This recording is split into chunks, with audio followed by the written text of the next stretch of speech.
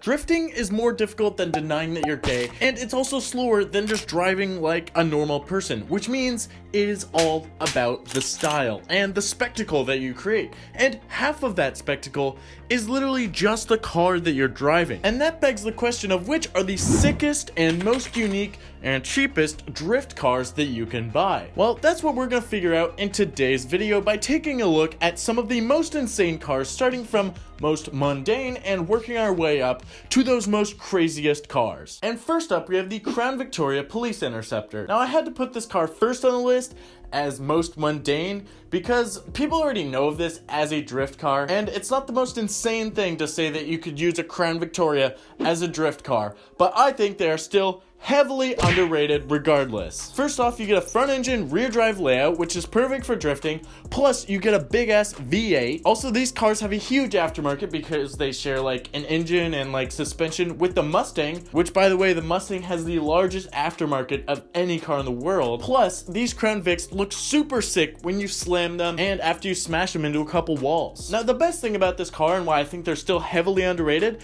is because they're so cheap. Like, you can pick up a good one for like $2,000 if you look hard enough, and that means you can literally drive it like off-road, drift it into a wall, smash it up, and the next day you just go out and buy another one. And because they're all basically the same color, your wife won't even notice. I know you clicked on this video because you thought it was about cars, but suck my tiny because we're going to talk about mini trucks, alright? Now you can go ahead and get an old Toyota or Nissan or Mazda or Chevy. Basically, all of these mini trucks look the exact same, and they all look sick as when you put them on some diamond racing wheels and slam it and maybe put on some fender flares. Now, trucks are actually one of the best vehicles to use for drifting. I mean, you get front engine, rear wheel drive, which we already know is the best layout, and then they have, I don't know if you've noticed this, but trucks, due to the unique construction, they have very little weight over the rear wheels, which means it's extremely low grip in the back and you can drift it easily. I just had to include mini trucks on the list because they're really cheap for what they are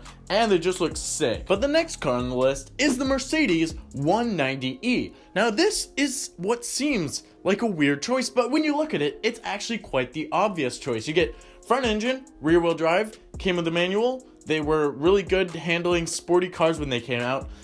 This is basically like a BMW E36, but made by Mercedes, and that's why I had to include it on the list, because they're cheap and affordable, and they're literally like a good rear-wheel drive German sedan that you can drift, but nobody drifts them, so very unique. But even more unique than that is the Pontiac Solstice. I don't know if you remember this car. I saw one in like 5th grade in elementary school and I thought it was a freaking Lamborghini, but it's not. It's a Pontiac. And it was actually nominated for North American Car of the Year. Reviewers really liked it, and this car sold well because it was a good car. And maybe because it's a good car, it has the perfect recipe for a drift car. Front engine, rear wheel drive, manual. This car was literally used as a Formula Drift car, so you know, you kind of get the notion that this might be a good drift car if someone used it for Formula Drift. But even so, it's very rare to see these cars being drifted or even just modified by a car enthusiast. But you know, all these choices so far have been pretty boring, pretty mundane. You know, of course you're gonna drift something if it's rear wheel drive, right? If you wanna really turn heads, then you have to break expectations. And you can do that by driving a Subaru. Just get a Legacy or an Outback or a WRX, yank out those front axles, and you will be breaking necks at the drift track. The only thing that non-car people know about Subarus is that they're all-wheel drive, and if you're flying around roasting the rear tires, people's heads are gonna be exploding. But maybe you're too cool for a Subaru, you smoke rather than vape. Well, in that case, then you should go for an Audi. Pick up an Audi A4 1.8T for a dirt cheap price, and just rip out the front axles like the Subaru, and you can tune that 1.8T, by the way, as much as you want. They're a really good engine, and just rip around a drift track in an Audi. This is an extremely unique drift build. No one ever does that. So the Subarus and the Audis are both crazy, breaking expectations, breaking necks drift cars. These cars will get you all the dudes that you could ever dream of, but some of you sick jocks aren't satisfied with that. Maybe you even want your drifting to attract females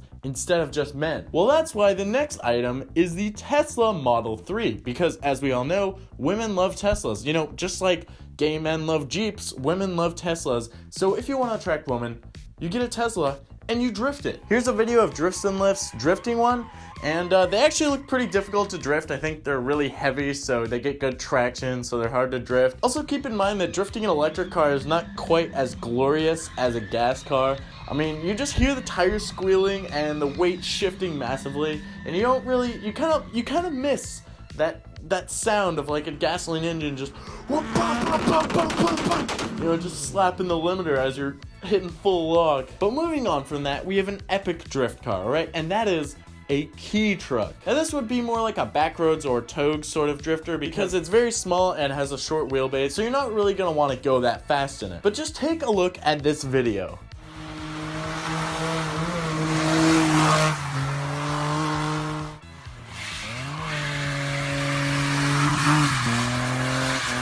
Need I say more? It's just so badass. I mean, light rear end means it doesn't take much to unstick it, and you can do graceful slides like that at low speeds. And I think most of these cars are imported, so they have a right-hand drive, which means you have to reverse through the drive-thru, but they're still pretty cheap despite having to be shipped over from Japan. But I hear you complaining, you little f***ing. A 3-foot wheelbase and 50 pounds of the rear wheels is too easy for you, right? You want a challenge.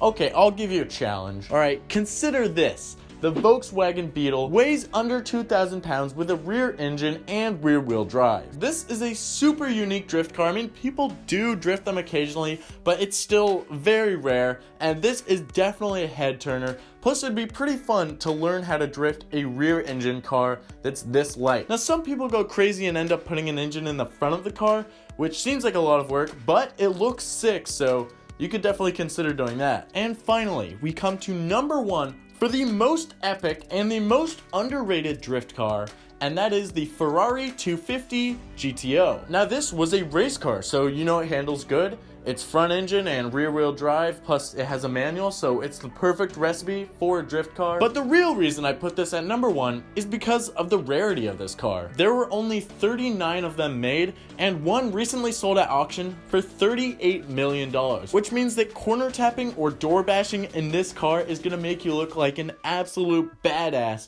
which is of course the entire point of drifting. Check out this video for more underrated drift cars, and if you enjoyed this video, then leave a like or a comment, and also consider subscribing if you want more similar content.